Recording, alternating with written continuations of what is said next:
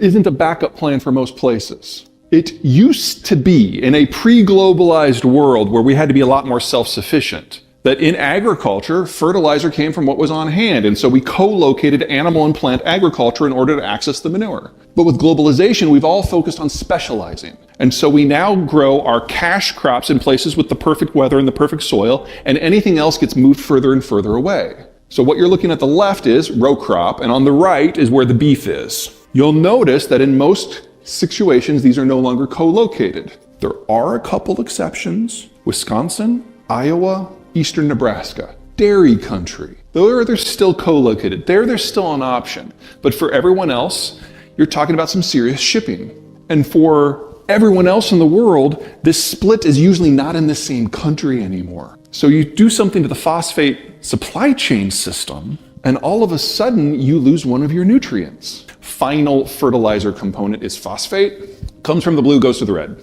which means it's a China story. African swine fever get you a little nervous sometimes? So the Chinese 3 years ago had the world's largest ever outbreak. And since then, since culling about 2/3 of the herd, they haven't had a single case. The way the lab testing works here is you take your sample, you send it to a lab. When they get the results, what do? They call you. Maybe they email you.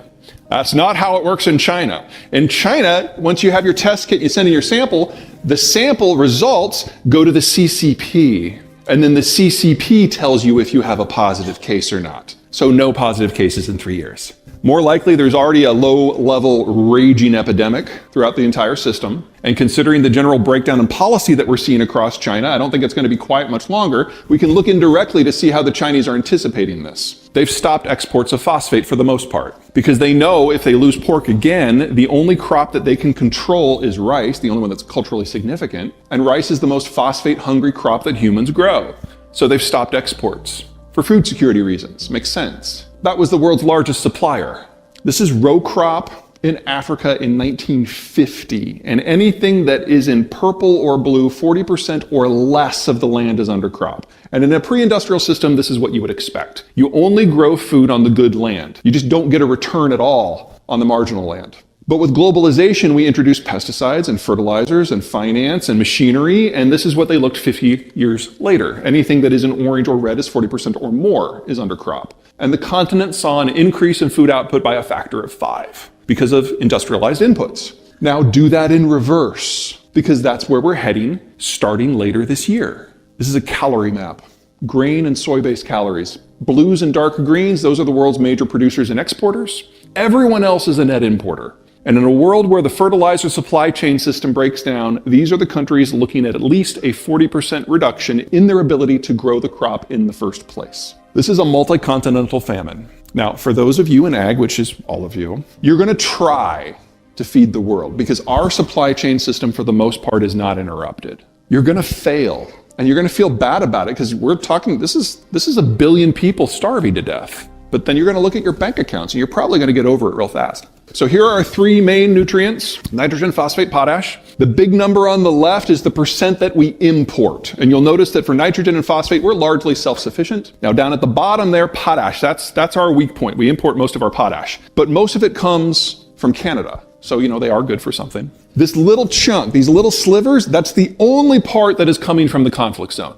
It's not that we won't feel it, but it's not really going to affect our bottom line. Oh, but we're not done, because this is the stuff that comes from China. The story will be different based on where you're looking, because it's a question of trade and politics and economic patterns and supply patterns and soil quality. It's a semi-tropical savanna with erratic weather, but the real problem is the vegetation. If you want to clear this land, you wait for it to rain, you throw a chain around the trunk of the tree, you drag it out with a piece of heavy equipment by the roots, and then you poison it with lime for 3 to 20 years until you get the pH down, or pH up, deacidify. Then you're left with something that's like beach sand. Doesn't matter as long as there's a bottomless supply of low-cost fertilizer, like there has been for the last 30 years. But if you remove that singular input, this is a desert, and it's in the process of turning into one right now. Now, Brazil, big country, deep pockets, they have managed to pre-position a lot of fertilizer in, but they've gone through the reserve, most countries have, and with the Russian stuff continuing to go offline, this is going to be incrementally more difficult to maintain yields. And when Brazil goes off, it goes off completely. Because without the fertilizer, there is no story.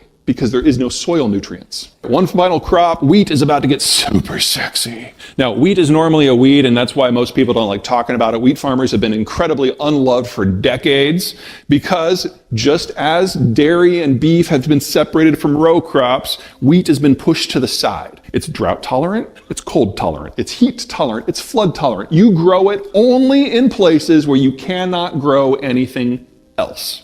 Even the Ukrainians are moving away from it because they have limited export options. And so the green here is row crop. The brown is wheat row crop specifically. And you'll notice it's not on the good land as a rule. Sorry, Kansas. But we can only grow it in those zones with industrial level inputs. Marginal land with industrial level inputs can grow wheat. Marginal land without those inputs cannot. And this pattern has happened the world over. About the only place that they still grow wheat on the good land, France, because croissants, and India and Pakistan for food security issues. That's it. Everyone else, it's on the edges. You break down the industrial input system, most of the brown goes away.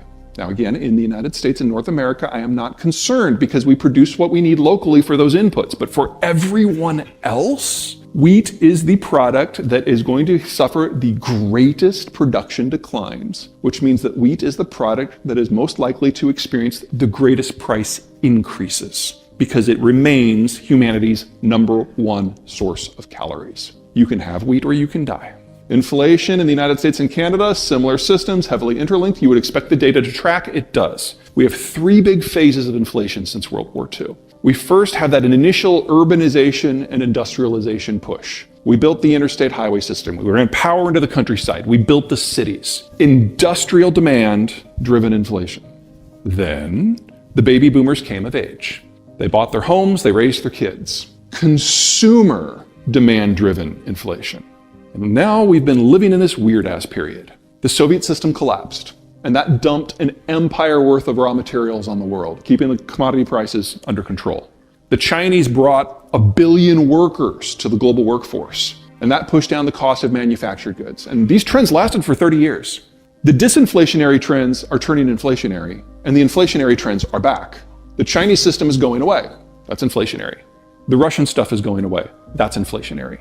We need to double the size of the industrial plant to make up for the loss of Germany and China. Wildly inflationary. And while the baby boomers may be retiring, their kids, the millennials, are now in their prime for consumption. We're looking at 9 to 15% inflation a year for at least the next 5. We need to double the size of the industrial plant. We need to fully integrate Mexico. Mexico is a food importer. They're your #1 consumer. We are talking about the greatest growth story in Canadian, Mexican, and American history as we build out that industrial plant. And when we are done, not only will inflation go down, we will have a supply chain system that is domestic, that employs locals, that is cleaner, that uses less energy, and where the end product is produced where we live. This is the greatest economic story of our country's history. Or we could choose to not do it, and 5 years from now, not only do we not have stuff because China and Germany are gone, but we still have the inflation.